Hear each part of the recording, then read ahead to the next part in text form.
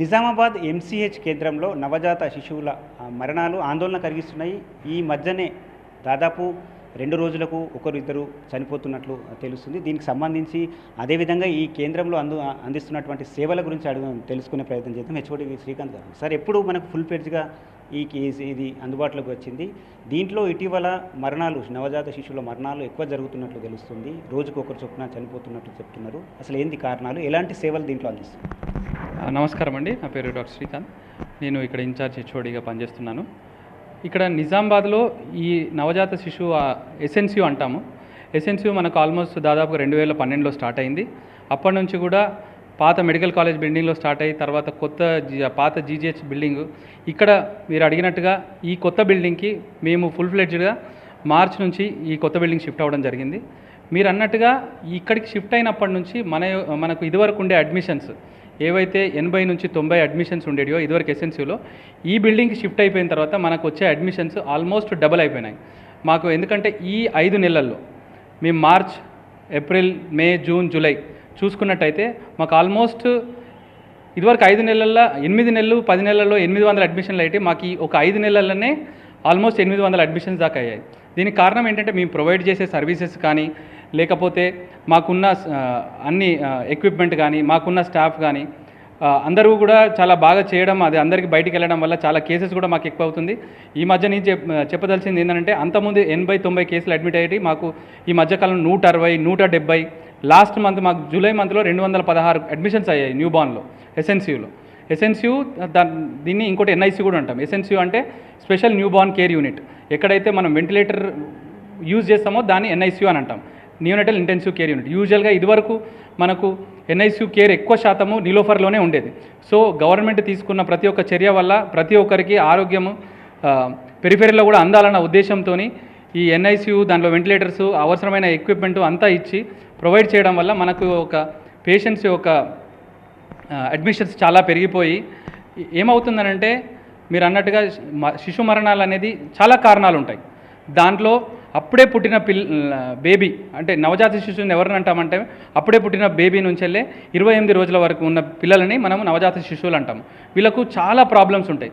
ఇప్పుడు మన దేశంలో చూసుకున్నట్టయితే 30% మంది బేబీస్ నెలల నిండక ముందు పుట్టడం. అంటే మామూలుగా అయితే 37 వారాలకు పుట్టాలి బేబీస్. చాలామంది బేబీస్ అంటే 30%. ఇప్పుడు మనం చూసుకున్నట్టయితే ఈ 216 బేబీస్లలో కూడా ఆల్మోస్ట్ ఒక 100 నుంచి 120 మంది బేబీస్ నెలల నిండక ముందు పుట్టిన బేబీసే, అంటే 37 వారాల కంటే తక్కువ. సో వాళ్ళకి ఎటువంటి ప్రాబ్లమ్స్ ఉంటాయంటే, వాళ్ళకు ఊపిరితిత్తులు ఎదగకపోవడం అనే ప్రాబ్లం ఉంటుంది. ఇంకొకటి, మనకు ఈ అడ్మిషన్స్ ఎక్కువ పెరగడానికి గల కారణాలు కూడా ఏంటంటే, మన దగ్గర అయ్యే డెలివరీస్ నుంచి అడ్మిషన్స్ అవుతాయి. తర్వాత మన చుట్టుపక్కల ఉన్న హాస్పిటల్స్ అంటే కామారెడ్డి నుంచి కానీ, బాన్స్వాడ నుంచి కానీ, బైన్సా నుంచి కానీ, బోధన్ నుంచి కానీ, నిర్మల్ నుంచి కానీ, అలాగే చుట్టుపక్కల డెలివరీ అయిన ప్రైవేట్ హాస్పిటల్స్ నుంచి కూడా మనకు డెలివరీ అయిన కేసెస్లు, బాగా లేని కేసెస్లు రిస్క్ తీసుకోవద్దన్న ఉద్దేశంతో మనకు ఇక్కడ షిఫ్ట్ చేయడం వల్ల, చాలా బ్యాడ్ కండిషన్స్లో షిఫ్ట్ అవ్వడం వల్ల, తర్వాత చాలా తక్కువ 26 వారాలు, 28 వారాలు, లేకపోతే 1000 గ్రాముల కంటే తక్కువ ఉండి పుట్టే పిల్లల బేబీస్, ఇవన్నీ కూడా మన దగ్గర ఇక్కడ అడ్మిట్ అవ్వడం వల్ల కొన్ని బేబీస్ చాలా బ్యాడ్ కండిషన్లో మన దగ్గర రావడం వల్ల ఈ మధ్య మరణాలు కొంచెం పెరిగాయి. సో అంటే కానీ చూసుకున్నట్టయితే మన నియోనటల్ మోర్టాలిటీ రేట్ అంటే, మనము ప్రతి ఒక 1000 డెలివరీస్కి ఎంతమంది చనిపోతున్నారు అంటే, మనము దేశం లెవెల్లో చూస్తే దాని యొక్క రేట్ ఎన్ఎంఆర్ రేట్ అని అంటాము. దాని యొక్క రేటు 17 ఉంది. అదే మన దగ్గర అయితే మనము అటువంటి మరణాలు 10 కంటే తక్కువగా ఉన్నాయన్నట్టు. అంటే ఎస్ఎన్సీయూ విభాగంలో ఎంతమంది స్టాఫ్ ఉండాలి, డాక్టర్స్ కానీ ఇట్లా ఎంతమంది ప్రస్తుతం పనిచేస్తుంది? ఎస్ఎన్సీయూ స్టాఫ్ యాక్చువల్గా అయితే డిజిగ్నేట్ చేసినప్పుడు ఇచ్చిన స్టాఫ్ పొజిషన్ 4 మెడికల్ ఆఫీసర్స్, తర్వాత ఇంకొకటి ఏంటంటే 14 మంది స్టాఫ్ నర్సులు. కానీ ఈ మధ్య రిక్రూట్మెంట్స్, ఇది మెడికల్ కాలేజ్ కన్వర్ట్ అయిపోవడం వల్ల, మనకు ఎక్కువ మంది స్టాఫ్ ఉండడం వల్ల, ఎవరైతే ఇప్పుడు suppose even SNCU medical officer అయినా లేకపోతే స్టాఫ్ నర్సులు అయినా వాళ్ళకి రెగ్యులర్ జాబ్లు వచ్చిన తర్వాత చాలామంది వెళ్ళిపోతుంది. సో ఇక్కడ మనకు ఉన్న స్టాఫ్తోని అడ్జస్ట్ చేసుకొని మనం పనిచేస్తాం. అంటే గడిచిన 2 నెలల్లో ఈ మరణాలు, శిశు మరణాలు పెరుగుతున్నాయని చెప్తున్నారు. తల్లిదండ్రులు ఆందోళన చెందుతున్నారు. ఎంతో క్రిటికల్ కేర్లో కూడా ఇక్కడికి వస్తుంటారు. చాలా అంటే రోజుకొకరు చొప్పున శిశువులు మృత్యువాత పడుతుంటారు. ఏం కారణం? లేదండి, మీరు చెప్పేది యాక్చువల్గా అది మేబీ వినుండొచ్చు, కానీ మాకున్న స్టాటిస్టిక్స్ ప్రకారం నేను చూసినట్టయితే అంతకుముందు ఉన్న దానికంటే మరణాల కంటే కూడా ఇప్పుడున్న మరణాలు చాలా తగ్గించాము. అంటే ఈ 2 నెలల్లో మనకు ఎంతమంది శిశువులు అడ్మిట్ అయ్యారు, దాంట్లో ఎంతమంది చనిపోయారు? మనకు ఈ లాస్ట్ 2 మంత్స్లో ఆల్మోస్ట్ దగ్గర ఒక 400 బేబీస్ అడ్మిట్ అయ్యారు. దాంట్లో లాస్ట్ మంత్ను అంతకుముందు మంత్ 2 కలుపుకొని మనకు 28 బేబీస్ డెత్ అయ్యారు. 400 బేబీస్లో 24 బేబీస్ డెత్ అయ్యారు. అంటే ఆల్మోస్ట్ 10%.